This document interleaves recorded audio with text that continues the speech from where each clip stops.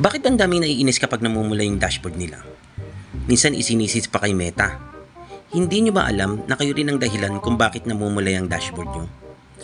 Unang-una, kapag hindi kayo nag-upload, kapag tamad kayong mag-upload ng mga post nyo.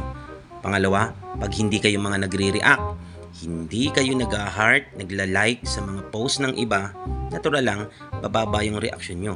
At yung mga hindi nagko-comment. Kaya kung ako sa inyo guys, huwag kayong mangsisi ng kung sino-sino. Okay? Parang trabaho lang yan. Kapag panay ang absent mo, panay ang late mo, at tamad kang pumasok, pangit ang performance mo, natural lang maiinis yung amo mo. Kung kailangan kong gawin. Kaya kung ako sa inyo, galingan nyo na lang. Mag-isip kayo ng mga magagandang content. Yung mga matutuwa sa inyo yung tao, may matututunan at may makukuhang aral sa mga ipopost nyo. Hindi yung paulit